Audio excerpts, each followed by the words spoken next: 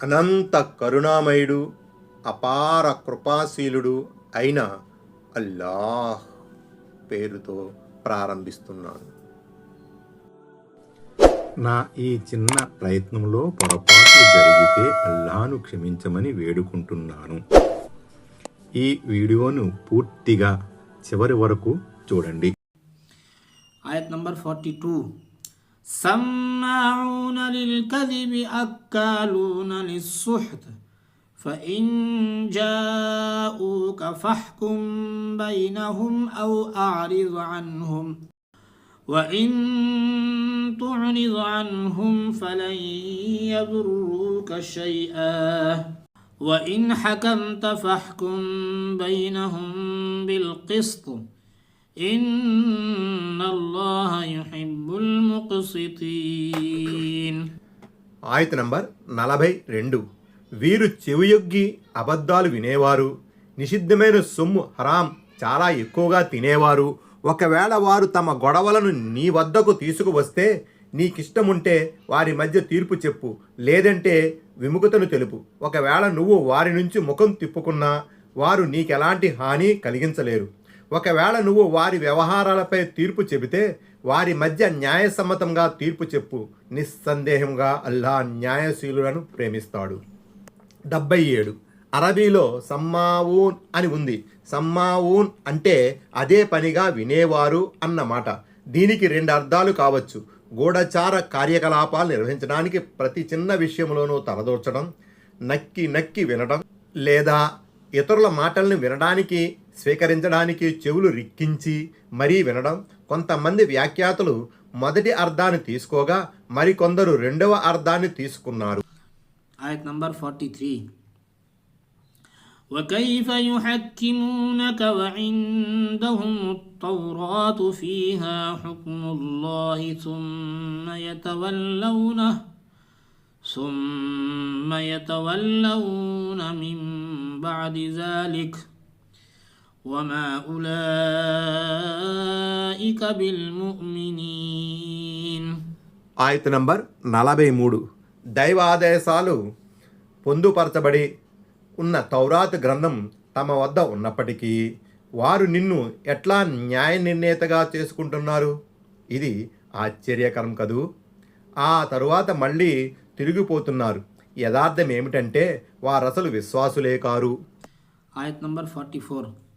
ఇన్నా అన్జల్నా తౌరాత ఫీహా హుదన్ వ నూర్ يحكم بها النبيون الذين أسلموا للذين هادوا والربانيون والأحبار بما استحفظوا من كتاب الله وكانوا عليه شهداء فلا تخشوا الناس واخشوني ولا تشتروا بآياتي ثمنا قليلا ومن لم يحكم بما أنزل الله فأولئك هم الكافرون. ఆయత్ నంబర్ 44. మేము తౌరాతు గ్రంథాన్ని అవతరింపజేశాము. అందులో మార్గదర్శకత్వము, జ్యోతి ఉన్నాయి. ఈ తౌరాత్ ఆధారంగానే ముస్లింలైన ప్రవక్తలు, రబ్బానీలు, ధర్మవేత్తలు యూదుల సమస్యలను పరిష్కరించేవారు. ఎందుకంటే దేవుని ఈ గ్రంథాన్ని రక్షించవలసిందిగా వారికి ఆజ్ఞాపించడం జరిగింది. దీనికి వారు సాక్షులుగా ఉండేవారు. కాబట్టి మీరు మనుషులకు భయపడకండి, నాకు మాత్రమే భయపడండి. నా వాక్యాలను కొద్దిపాటి వెలకు అమ్ముకోకండి. ఎవరు అల్లాహ్ అవతరింపజేసిన వహీ ప్రకారం తీర్పు చేయరో వారే కరడుగట్టిన అవిశ్వాసులు. 78. అరబీలో అస్లము అని అనబడింది. ఇది దైవ ప్రవక్తల ప్రధాన సుగుణం. వారు ఎల్లప్పుడూ దైవ విధేయులుగా ముస్లింలుగా ఉంటారు. అంతిమ దైవ ప్రవక్త అయిన ముహమ్మద్ సల్లల్లాహు అలైహి వసల్లం ఇస్తున్న సందేశం కూడా కొత్త సందేశం కాదు. అది కూడా మునపటి ప్రవక్తలు అందజేసిన దైవ విధేయత ఇస్లాం సందేశమే. అంటే దైవ ప్రవక్తలందరి మౌలిక సందేశం ఒక్కటే. అంటే ఒక్కడైన దేవుణ్ణి ఆరాధించాలి. ఆరాధనలో, దాస్యములో ఆయనకు భాగస్వాములుగా ఇతరులను కల్పించకూడదు. ఏ దైవ ప్రవక్త అయినా మౌలికంగా అన్నిటికన్నా ముందు చెప్పింది ఇదే. అదే ఏకదైవారాధన సందేశం. ఓ ఓ ప్రవక్త, మేము నీకు పూర్వం ఏ ప్రవక్తను పంపినా అతనికి వహీ ద్వారా నేను తప్ప మరో ఆరాధ్య దైవం లేడు, కనుక మీరు నా దాస్యమే చెయ్యండి అనే విషయాన్ని తెలియజేశాం. ఇదే దివ్య ఖురాన్లో అద్దీన్గా కూడా వ్యవహరించబడింది. షర్ఆ లకుం మినద్దీని. ఆయన నూహ్ అలైహిస్సలాం ప్రవక్తకు ఆజ్ఞాపించిన ధర్మాన్నే నీకు కూడా నిర్ణయించాడు. సూరాలోని 13వ వచనం 79. అంటే యూదుల మధ్య తలెత్తే వివాదాలపై తీర్పులు అని భావం. 80. తరువాత కాలంలో యూద పండితులు ప్రక్షిప్తాలకు పాల్పడినట్లుగా ప్రథమ శ్రేణి విద్వాంసులు తొలికాలపు సజ్జనులు తౌరాత్ గ్రంథంలో ఎలాంటి ప్రక్షిప్తాలకు పూనుకోలేదు.